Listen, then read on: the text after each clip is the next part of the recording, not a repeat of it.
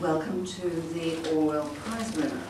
Some of you probably went to the Orwell Prize debate this morning, so you may know a bit about the Orwell Prize, but it really is a very important and prestigious prize, and is hotly competed for.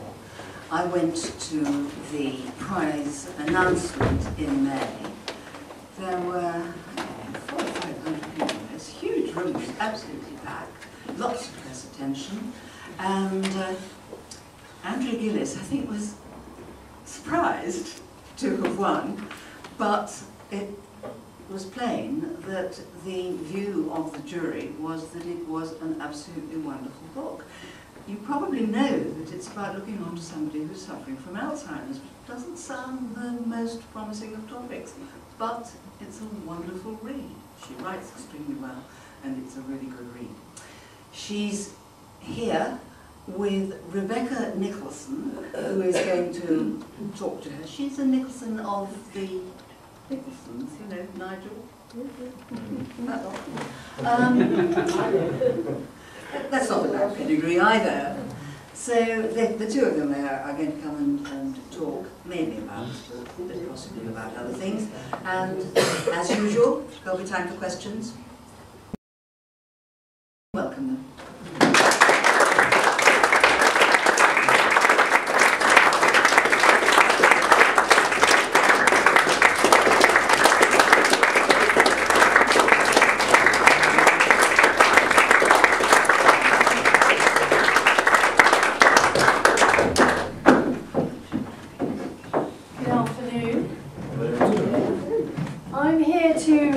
Introduce one of Britain's leading non-fiction writers, Andrea Gillies, who's author of the brilliant book Keeper. As her publisher, I'm obviously going to say what a great book it is, but I'm not alone. As the winner of two of the top non-fiction prizes in this country, the Orwell Prize and also the Wellcome Trust Prize, there are a lot of leaders saying the same things about Andrea's book. Keeper really is one of the books of the last 2 or 3 years. I'd say more, but it really is. It's a great book. It's not a challenging book to read, but I still struggle in that Keeper is it's difficult to sum up. And I have to say it's impossible to categorise.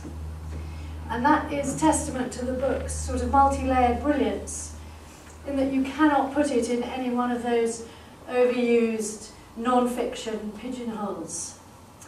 It's not simply about a book about an illness, Alzheimer's, or just about a person, Nancy, who's Andrea's mother-in-law.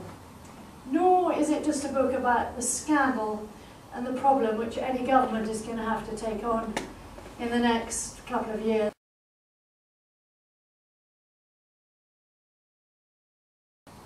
It's about all those things. It's about Alzheimer's, and it's about the politics of care. But that makes it sound serious. It's not serious. It is a very it's quite humorous, serious. It's life-affirming, and it's a book about love and what we mean and who we are. But Andrea is here to tell us more about it. Let me introduce Andrea Gillies. Hello. Tell us a bit about what made you decide to write this book. Well, really it was a book that wrote itself, because I'd been a writer and a journalist and had got into this situation who had middle stage Alzheimer's disease and her husband to come and live with us. And when they did come to live with us and things became quite dark and difficult, it seemed an obvious thing to do was to write about my daily experiences. And when Nancy went to bed at night, I would write down on my laptop the conversations that we'd had that day.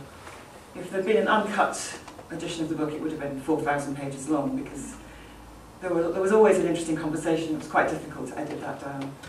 And then, purely out of a cathartic need to do something other than to care, I began researching what dementia is and what Alzheimer's means and what people in history have had it and how historically we've thought about what used to be called senility.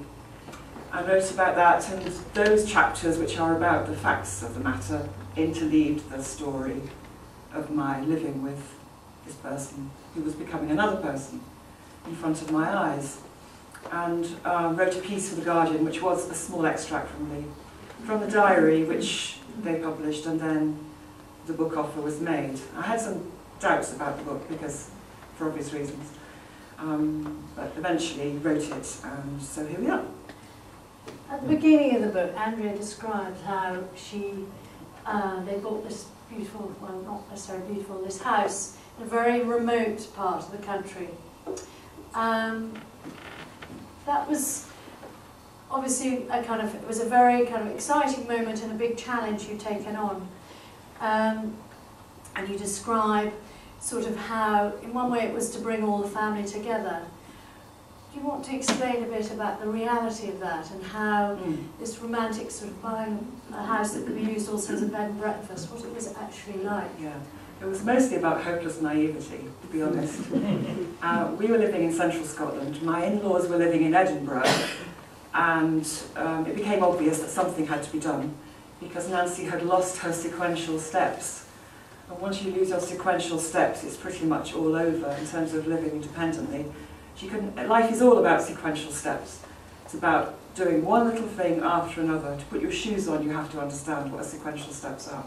To make a pot of tea, Nancy got to the point where she was using hot water from the tap and forgetting to put the tea bags in, and couldn't any longer understand. Once that happens to you, your life has got to change. So it was either that they went into a care home, and at the time we felt that a care home was almost indicative of neglect, that it was our duty, that firstly the mother's mother and then the mother's are mothered in turn.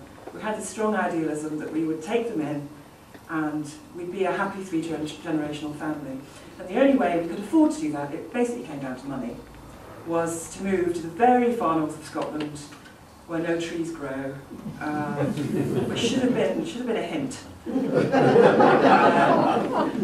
we bought a 22-roomed Victorian mansion in 4 acres of walled gardens, not thinking about the heating bills, which were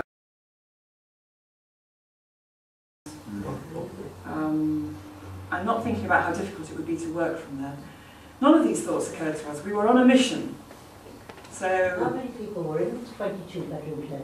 Just the family. So it's me, my husband, the 3 children who were then 9, 13 and 14. Why did you want it so big? It was because it was beautiful, we could afford it. Right. And we thought that we'd get a second income by doing bed and breakfast, which we did, and we got 4 stars from the tourist board.